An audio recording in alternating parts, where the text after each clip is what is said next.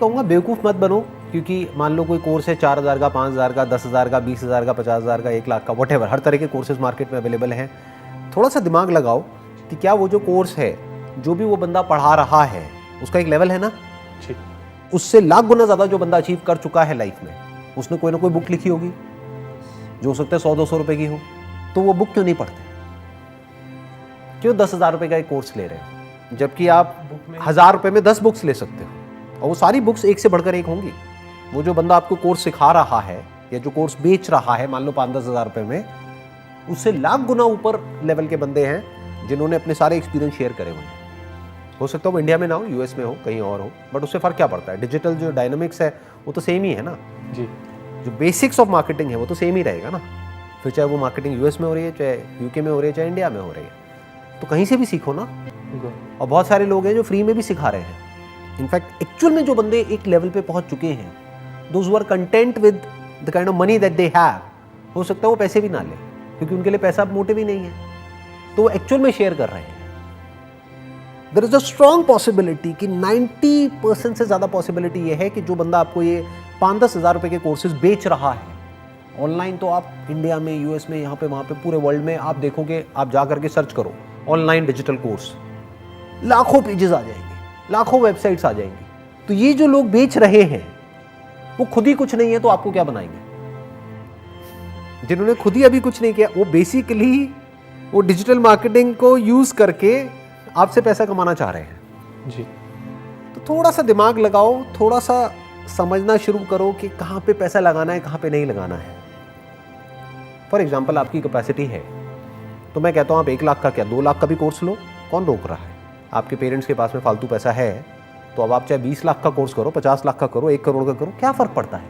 But मान लो आपके पास में टोटल ही 50,000 रुपये है और उसको ले जा करके आपने कहीं ऐसी जगह दे दिया किसी को वो 50,000 रुपये कोई कोर्स करने के लिए, जो बड़ी बड़ी बातें करके आपको वो कोर्स करवा रहा है या करवा रही है, और आप फंस गए वहाँ पर जा करके। तो आपके पास तो 50,000 रुपये था, वो सारा 50,000 रुपये वहीं पे आपने ख़त्म कर दिया।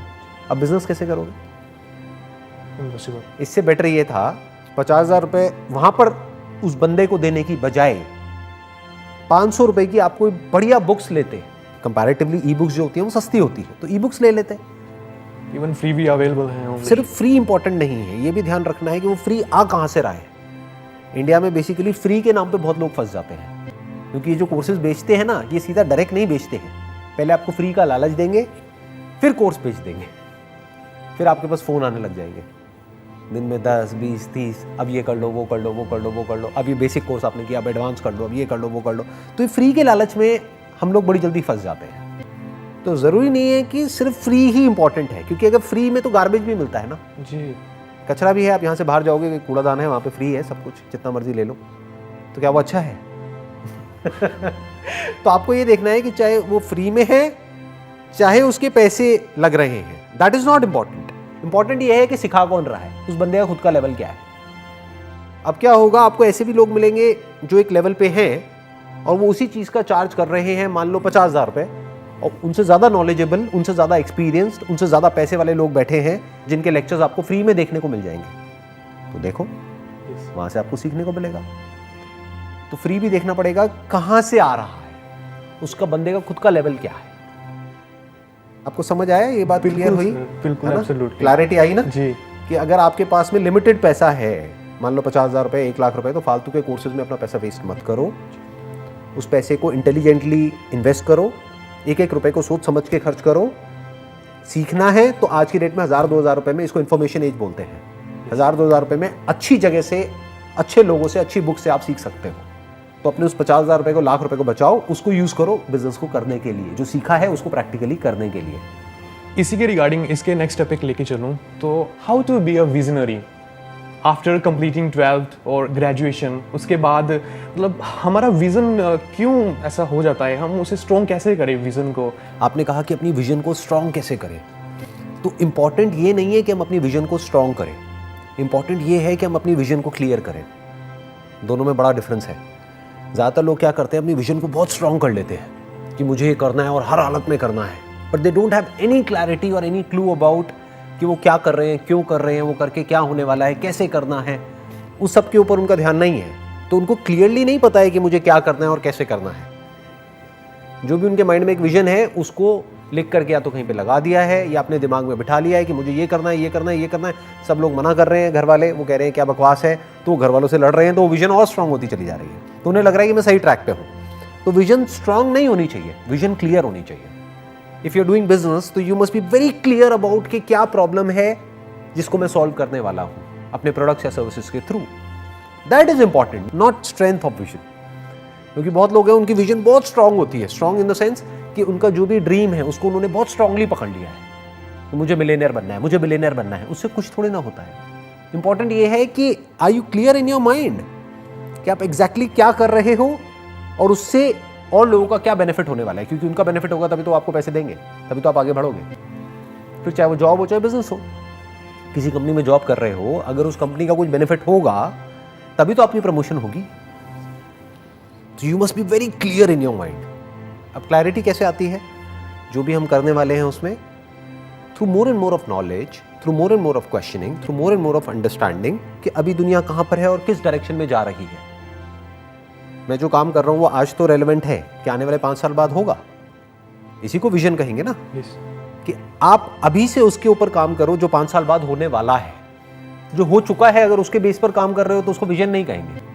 ज़्यादातर लोग इस तरह से काम करते हैं कि 5-10 साल पहले मेरी फैमिली में किसी ने ये किया था, वो आज इस लेवल पे हैं, तो मैं वो करूँगा तो मैं भी उस लेवल पे होऊंगा। तो इसको विजन थोड़ी कहेंगे। विजन मीन्स कि अगले 5 साल बाद, 10 साल बाद, 20 साल बाद क्या होने वाला है दुनिया में, उसके लिए आप आज से तैयारी करो और उसके ऊपर आप आज से काम करो। तो उसके लिए क्या समझना पड़ेगा? पहले समझना पड़ेगा कि दुनिया किस डायरेक्शन में जा रही है, दुनिया में एग्जैक्टली क्या हो रहा है, किस तरह के चेंजेस आ रहे हैं, प्रैक्टिकल क्या चीजें ऑब्सोलीट हो रही हैं और क्या नया आ रहा है। दोनों के बारे में हमको पता होना चाहिए। क्या मर रहा है, क्या पैदा हो रहा है। ऑब्सोलीट मतलब क्या मर रहा है और क्या पैदा हो रहा है, दोनों पता होना चाहिए ना। इन दोनों चीजों की क्लैरिटी जैसे जैसे हमको आती चली जाती है तो फिर आप कह सकते हो कि now it's a very clear vision कि this is what I am doing. जो हो सकता है आज लोगों को समझ नहीं आएगा, लेकिन आने वाले 2 साल बाद, 5 साल बाद, 10 साल बाद, this is what is going to happen in the world and I'm preparing for it today itself। आज ही मैं इसकी तैयारी कर रहा हूँ, तो आने वाले 10 साल बाद तो मैं फोड़ दूंगा, जो टिपिकल लैंग्वेज में बोला जाता है यंगस्टर्स की, राइट।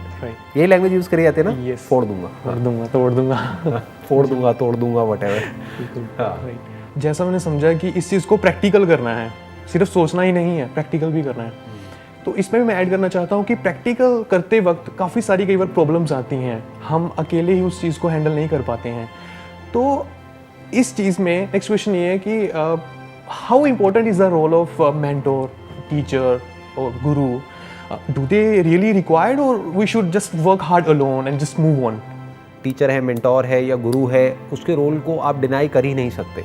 वो ऐसा होना चाहिए जिसको एक्चुअल में एक्सपीरियंस हो उस फील्ड में जिस फील्ड में आप जाना चाहते हो। अगर उसको थ्योरी तो पता है बट प्रैक्टिकली उसको नहीं पता है तो उसको हम गुरु नहीं कह सकते। तो अब यहाँ पे एक बड़ा चैलेंज ये नहीं है कि गुरु की ज़रूरत पड़ेगी या नहीं पड़ेगी। चैलेंज ये है कि जो अपने आप को गुरु बोलते हैं उसमें से 90% से ज़्यादा लोग, बल्कि 90 भी मैं गलत कह रहा हूँ, 99% लोग फ्रॉड हैं। वो अपने चेलों के थ्रू वो अचीव करेंगे जो उनको अचीव करना है। तो उनको आपकी ग्रोथ से कोई फ़र्क नहीं पड़ता है। उनको आपके पास जो है, मान लो आपके पास में पैसा है तो वो पैसा चाहिए ताकि वो और आगे बढ़ सके, वो और बड़े गुरु बन सके। एक जेन्युइन कोई टीचर या जेन्युइन मेंटोर या जेन्युइन कोई गुरु ढूंढना जो बेसिकली आपको उस रास्ते पे ना लेकर के जाए कि जो उसके लिए बेनिफिशियल है, बल्कि उस रास्ते पे लेकर के जाए जो आपके लिए बेनिफिशियल है, जिसमें हो सकता है उस गुरु का खुद का नुकसान भी हो। ऐसा गुरु ढूंढना is very difficult at this point in time, आज के टाइम में। गुरु का मतलब क्या होता है कि वो जो आपको अंधेरे से रोशनी की तरफ ले जाए, उसको एक्चुअल में गुरु कहेंगे। तो वो खुद रोशनी में होना चाहिए ना। आपको कैसे पता कि वो गुरु खुद रोशनी में है? हो सकता है वो खुद अंधेरे में हो जी। अब वो आपको, अगर वो खुद अंधेरे में है तो अंधेरे से अंधेरे में ले जाएगा और अंधेरे में ले जाएगा। तो जो सीखने वाला है, अगर वो सीखना चाहता है तो वो कहीं से भी किसी से भी सीख सकता है। उसके लिए फिर सारे ही गुरु हैं। उसके लिए जो गुरु घंटाल है वो भी गुरु है, क्योंकि वहां से वो क्या सीख रहा है कि गुरु घंटाल कैसे होते हैं, नकली गुरु कैसे होते हैं। तो गुरु may not be a live person, गुरु में be a situation in your life जहाँ से आप सीख रहे हो, किसी एक्सपीरियंस से सीख रहे हो। जो भी कुछ आपके पास में है वहाँ से सीख रहे हो। इन अ नटशेल, जो सीखने वाला है वो कहीं से भी सीख सकता है, और जिसको नहीं सीखना है उसके सामने साक्षात भगवान भी आकर के बैठ जाएगा तब भी वो नहीं सीख पाएगा। Right, you got the answer. अभी क्लियर हो गई सारी चीज़ें, है ना? हो रही हैं धीरे धीरे। चलिए, बढ़िया है जी। और इसमें ही सर नेक्स्ट क्वेश्चन मैं ऐड करना चाहूँगा इसी के रिगार्डिंग, इससे नेक्स्ट स्टेप। बहुत सारे मतलब लोग कहते हैं one life one shot, sir सुना है बहुत, हमें पता चल गया कि बस हमारे पास इतना टाइम है। उस टाइम को भी हम कैसे स्पेंड करें? क्या हमें आने वाले यंगस्टर्स के लिए कुछ करना है, या हमें अपने लिए ही कुछ ऐसा करना है कि हाँ हम शांति से मतलब इस बंधन से मुक्त हो सकें, या फिर हमें यंगस्टर्स के लिए कुछ ऐसा करना है कि वो एक एग्जाम्पल सेट कर दें? पहले तो ये समझना है one life, but it is not one shot, it is multiple shots, right. क्योंकि ऐसा नहीं है कि एक लाइफ में आपको एक ही चांस मिलेगा या एक ही अपॉर्चुनिटी मिलेगी या एक ही मौका मिलेगा कुछ करने का। बहुत सारे मौके मिलते हैं। बहुत बार ऐसा होता है कि हम जो करना चाहते हैं वो नहीं कर पाते, तो बहुत सारे मौके मिलते हैं। बहुत सारे ऐसे लोग हैं जिन्होंने 50 साल की एज में, 60 साल की एज में अपना करियर एक्चुअल में शुरू किया, फिर उसके बाद में कुछ अचीव करना शुरू किया लाइफ में। तो पहले तो ये समझना है कि ऐसा नहीं है कि ज़िंदगी में एक ही मौका मिलता है, बहुत मौके मिलते हैं, बहुत शॉट्स हैं, हर कदम पे मौके हैं, हर कदम पे अपॉर्चुनिटी है। तो it's not about how many opportunities you get in life, it's about how prepared you are to make the most of those opportunities. तो लाइफ को इस तरीके से देखो कि खुद को तैयार करो हर तरह की सिचुएशन के लिए। दुनिया की टेंशन छोड़ दो कि दुनिया में इसका भला करना है, उसका भला करना है, यंगस्टर्स का भला करना है, क्योंकि अभी तो आप तो खुद ही यंगस्टर हो। Yes, right. हाँ, पहले खुद का भला करो, कुछ अपने बेसिक एथिक्स को फॉलो करके अच्छे तरीके से अपने आप को एक जगह पर ले आओ, जिससे कि आप एटलीस्ट पैसे से ऊपर उठ जाओ, आपको पैसे की टेंशन ना हो। अब उसके बाद में जो ठीक लगता है वो करो। आप वही दे सकते हो ना जो आपके पास में है। जैसे फॉर एग्जांपल मेरे पास में कोई आता है कि सर इस एंट्रेंस को कैसे क्रैक करें, तो मैं मजाक में बोलता हूँ, मैंने कहा आज तक मैंने खुद ही किसी एंट्रेंस को क्रैक नहीं किया, मैं तुझे क्या बताऊँ भाई, तू गलत बंदे से गलत सवाल पूछ रहा है। किसी ऐसे से जा करके पूछ जिसने वो एंट्रेंस क्रैक कर लिया है, तो तुझे सही जवाब मिलेगा। हाँ, तू मुझसे पूछता है कि भाई बिजनेस कैसे करूँ, मैं जवाब दे सकता हूँ।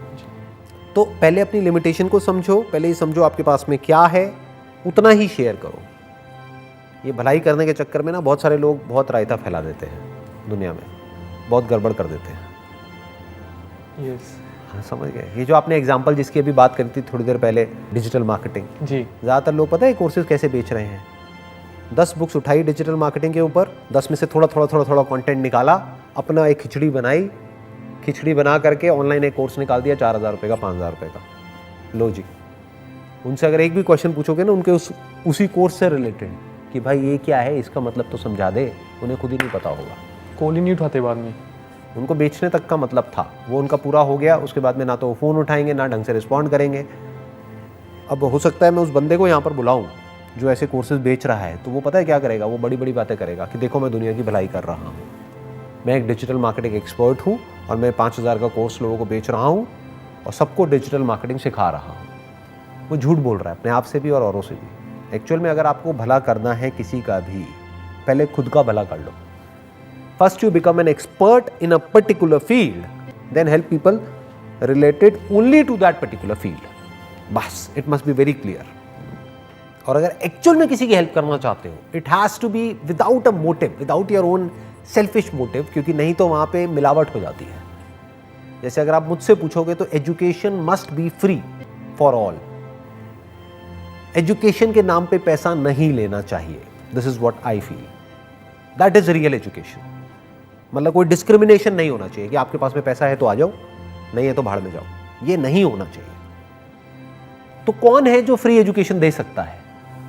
जो खुद एक पर्टिकुलर लेवल पर आ चुका है और उस लेवल से कंटेंट है, जिसको और चाहिए अपने लिए, तो वो तो एजुकेशन को भी बेच देगा, हर चीज को बेच देगा, वो हर चीज को मोनेटाइज करने के बारे में सोचेगा। जो हो रहा है एक्चुअली, जो हो ही रहा है, चारों तरफ हो ही रहा है। तो अगर लाइफ में एक्चुअल में कुछ ढंग का करना ही है तो पहला लेवल क्या है? पहले अपने लिए कुछ कर लो। Once you are satisfied with what you have done for yourself. For example, आप एक प्रोफेसर हो जो किसी कॉलेज में या किसी यूनिवर्सिटी में पढ़ा रहे हैं।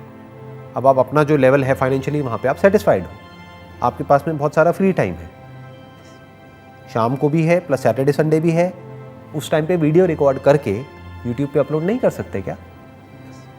ऐसे लोगों के लिए जो कि उस कॉलेज में या उस यूनिवर्सिटी में नहीं आ सकते, उसकी फीस अफोर्ड नहीं कर सकते। तो समझ में आया कि ये जो आपने कहा कि यंगस्टर्स का भला करना है, यस, भला आप एक्चुअल में तभी कर सकते हो जब आपके अंदर खुद अपना कोई सेल्फिश डिजायर नहीं है। अगर एक भी सेल्फिश डिजायर आपके अंदर है अपना, तो आप सामने वाले को यूज करोगे अपने उस डिजायर को पूरा करने के लिए, ना कि एक्चुअल में उसकी हेल्प करोगे। बस दुनिया को दिखाने के लिए बोल दोगे हाँ मैं उसकी हेल्प कर रहा हूं। अरे ना जी, जो खुद भूखा है वो किसी को क्या देगा, वो तो उसका भी छीन लेगा। ट्रू सर, एक टाइम पे आके। तो पहले अपनी भूख मिटा लो। जी, आपको पता होना चाहिए कि पैसे की वैल्यू इतनी ही है जितनी गाड़ी में पेट्रोल की होती है। तो आपके माइंड में ये क्लियर होना चाहिए कि मेरे पास में पैसा है, अब मुझे क्या करना है, अब मुझे एक्चुअल में लोगों की भलाई करनी है। यानी कुछ ऐसा करना है जहां पर मैं बदले में कुछ भी एक्सपेक्ट नहीं करूंगा।